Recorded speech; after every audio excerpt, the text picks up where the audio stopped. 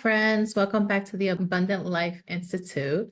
It's me, Betsy. Some of you already know me. I'm the founding owner, and we've been doing this counseling, coaching, training thing since 2018.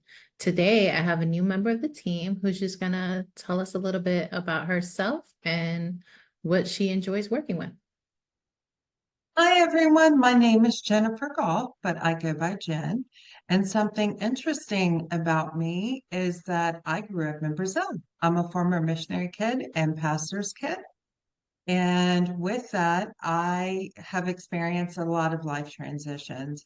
And around this time of year, as we're going into fall, we're transitioning from the summer into fall, and people can have a hard time during this time. There's less light, it gets colder. So, one of my favorite things to do is to help people with self-care because it's so important when we're transitioning to fall to December. We all get sad, we all get nervous, and we deal with anxiety. And it's so important to have someone to talk to that you can be completely honest with. And that's why I'm here. I'm here to help you on your journey and to help you to learn to handle those emotions that come up and to learn the best ways to take care of yourself.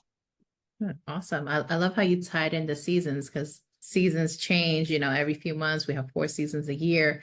And sometimes we need to recognize that that season has changed, but sometimes we get stuck. And when we're stuck, we might find ourselves feeling really anxious or really depressed. What do you recommend to get somebody unstuck?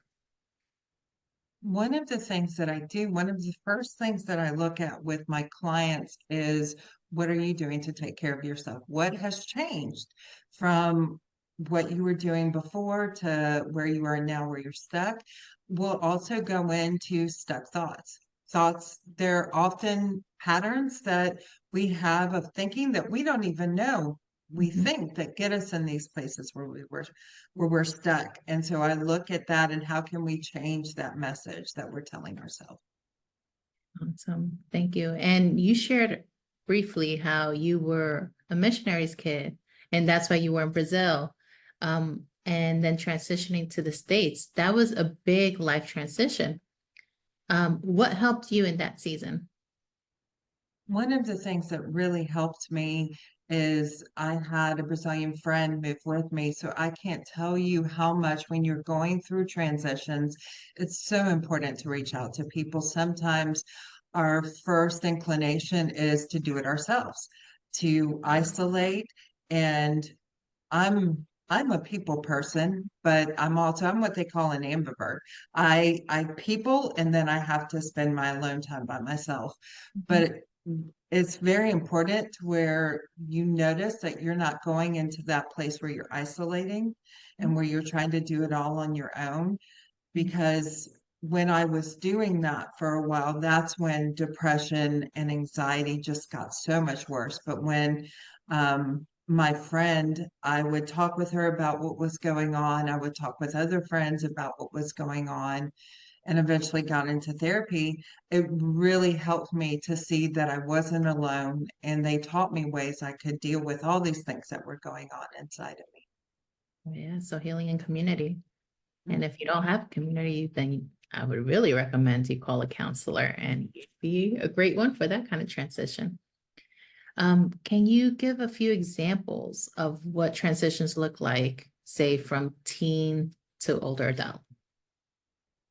So with teens, a big life transition is from going to middle school to high school. There's like a brand new way of doing things, new people, new responsibilities. And then from teen to young adult, there's that transition of what do I do now? Now I've graduated high school. Oh my goodness, like I'm going to college. I'm living life, on my own. I'm learning to be my own person. And also as a teenager, too, finding out who you are as an individual. You're in a stage where it's no longer what my parents say. It's, my friends are there, but I need to know who I am. So that transition in adult life, it can be transitioning jobs. It can be lose a loss of a job, a loss of a marriage, or getting married is a transition. Mhm. And then going older into life and retirement, finding out who I am, what do I like to do, who am I outside of my job, what do I do? Those transitions, taking care of a parent, that's a big transition, and becoming a parent, that's a huge transition. So there's so many transitions all throughout life. That's great. I'm glad you brought that up because there is something, and maybe our listeners don't even know, right? There's such thing as an adjustment disorder. It can be an adjustment with anxiety or an adjustment with depression. That's where maybe you don't meet criteria for what we consider full-blown anxiety or full-blown depression. But you have these symptoms that are kind of gnawing at you, and you've had a recent change in your life. That's a great time to reach out for support. Is there anything else that you want someone who's considering therapy and mostly therapy with you to know? One of the things that I tell all my clients, and my goal is that this is a safe place for you. And that is my goal, to have a place where you can talk and not feel judged. No, I'm not going to tell you what to do. I'm not your parent. I'm not a teacher. I'm not going to tell you what to do. I'm going to sit here and listen and provide a space where you can just be you. And that I found that that is so important in the healing journey because many people don't have a safe place where they can be themselves. Great. Thank you so much, Jen, for sharing this time with us. Everyone else, just if you want to find her, you can check out Abundant Life Georgia. Embrace abundance. Bye.